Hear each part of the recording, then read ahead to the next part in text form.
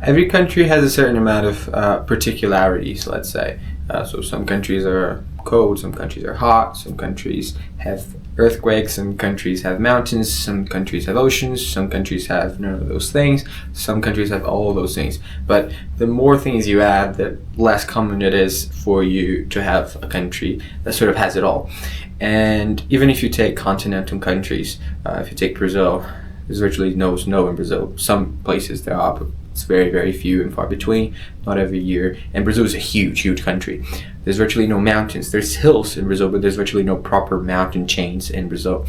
In Australia, there's some snow. You can go skiing, like near the Victoria and New South Wales border. There's definitely not that much of a common thing. And it's sort of the same problem. It's like hills, but not really stiff mountains. If you go to Canada, it's going to be impossible to find in Canada a place that's like warm year round. So even continental huge countries, they have certain limitations, but America really sort of does have it all, especially geographically speaking. Obviously, if you consider all of the United States, there's Hawaii and there's Alaska, but that's sort of cheating, right? Yeah, I mean, Alaska and Hawaii, they're geographically far and sort of removed from the US, but even within the continental US, the amount of variety is insane. And I don't even mean just in terms of like pure weather, so like how warm it is, how cold it is, how dry it is. That is definitely a factor. I mean, the US, that's where the hottest temperature in the world was recorded, was in Death Valley in California. There's extremely harsh cold weather in North Dakota and Minnesota and anywhere in the Midwest, especially in the north. There's some very rainy areas like Seattle, for example. There's tropical swamps like Florida, and there's literally everything in between. There's plains, there's mountains. So if you wanted to just take one country and get as much geographic diversity in it as you could, the US is a fairly good bet. I'm not saying it's the best. I'm not a geography expert, but like it's a really good country in that sense. At the same time, it has a lot of natural disasters. So taking back on a few other examples, there's no hurricanes in Brazil. And I mean no ever recorded hurricanes in Brazil. There's no earthquakes in Brazil. And Brazil, again, is a huge, huge country. Whereas America has earthquakes, and it has hurricanes, and it has tornadoes, and it has like pretty much every other bad natural phenomena that you could possibly imagine. The US has it. Temperatures in the summer in the US, even if you go far north, it's very unlikely, especially outside of a few cities like Seattle or Portland or San Francisco in the Pacific Northwest, where it doesn't get really, really hot. But it's also really hard to find outside of like Southern California and like the south of the US, places that don't get really, really cold. And I've talked about that in a previous video, where if you compare cities in the US with cities in Europe, the cities in the US are just much more extreme. They have a much higher, much wider temperature difference. And so you could definitely say in that sense that America is a land of extremes, because it sort of has it all, and it doesn't just have it all, but it has the worst and the best of it. Let's say it has the coldest temperatures, it has the hottest temperatures, it has the harshest winters, it has the harshest summers, it has the deserts, and it has places where it pretty much rains all the time. That's what I'm trying to show here. Now the correlation I'm going to make, and that's a leap of faith on my part in the sense of there's no formal study or proof of that, is that this diversity of terrain and weather and geography can be directly correlated with the diversity of thought in the US. As most people know, both Americans and people from outside the US, the US is viewed as a pretty conservative place, especially when compared to other countries in the developed world. So religion has been going down in a lot of countries. It's also been going down in the US, but the US, out of developed countries, by far has still the most religious population. In terms of just conservative policy in general, if you see tax rates, if you see gun policy, if you see a bunch of things that are very close to the conservative kind of principles, the US on average as a whole is pretty conservative. But on a more specific city-by-city basis, state-by-state basis kind of thing, the US isn't just the most conservative country in the world, it's also the most progressive countries in the world, the most progressive country in the world. And the reason for that is, like I said, it's a land of extremes. And so you're going to find every single political position to its extreme in the US, both the good and the bad and the ugly and everything in between. And you might think of the US, especially if you're not American, you might think of Texas and Florida and the South and the Deep South. But the truth is, in a place like California and in cities like San Francisco and in whole states like Hawaii or in cities like Washington, D.C., the reality is it's hard to find a more progressive legislation anywhere else in the world.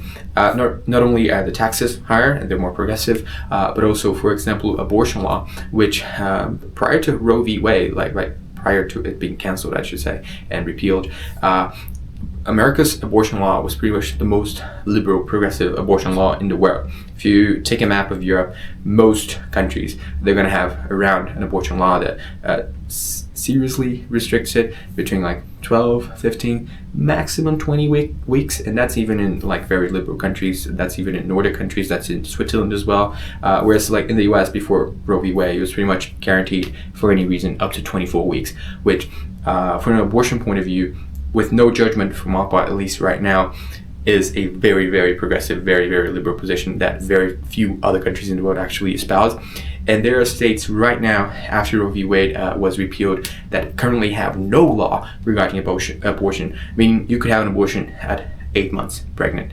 Again, I'm not saying it's good or bad, like I have an opinion, but it doesn't matter in this video. What I'm trying to show is some of the most liberal legislation regarding abortion is actually in the United States, even now, even after Roe was repealed. Same thing for gun law. Obviously, some of the most conservative gun law is obviously in the US. Weed is very interesting because the US, states like Colorado that have legalized weed like 10 years ago, like for the past 10 years it's been legal. They're actually some of the most progressive legislations in terms of weed in the world. We think that Europe is somehow this magical progressive land where everything is legal or whatever, especially in terms of drugs, but that's not true. Like there's officially 2 countries, Germany and one more. I'm not even sure if that the Netherlands actually has officially legalized weed properly, though it might be Germany and the Netherlands. But those are like 2 countries in all of Europe that have properly legalized weed, whereas like the US has a gazillion states that have legalized weed. Most of the other states have at least medical marijuana legal somewhat, and the state in which it's legal, some of them it's been legal for quite a while. Like when marijuana was legal in Colorado in 2016 or something, that was truly one of the few legislations in the world that actually had that. And even countries that are overall more progressive than the US, like Canada or Australia or New Zealand. In New Zealand right now, weed is not legal. In Australia right now, I think it's only the ACT, or that is Canberra, the Australian Capital Territory, that weed is legal. In Canada, it was legal, I believe, legalized in 2018. So even then, there were already a bunch of US states that had already legalized it. And so, yeah, like I'm saying, the US has some of the most extreme weather, some of the most extreme cold, extreme hot, extreme natural events, extreme geography. It has deserts and mountains and swamps and plains and everything in between. And on top of that, it has also some of the most extreme political positions with some of the most liberal, progressive, libertarian, conservative, religious, irreligious, everything in between places that you could find in the world. And this is the main point of the video.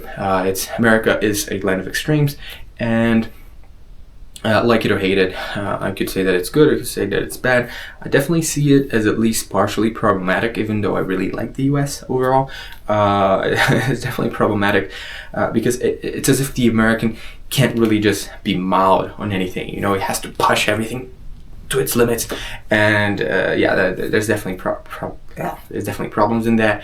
Temperance overall is a virtue, and to lack temperance in most of your decisions or in most of your positions isn't necessarily a good thing. But yeah, do you agree? Do you see this clear correlation? Just something I noticed and that I wanted to share with you about. So if you guys have any opinions, if you agree, if you disagree, if you would like to give some counter examples as well. I gave especially the abortion and weed examples because those are things where certain liberal legislations in the US are particularly progressive compared to the rest of the world. The conservative parts are pretty obvious. I think everybody knows certain positions where the US is much more conservative than the rest of the world, so I don't really need to go that deep into them. But what you guys think, I'll talk to you in the comments below.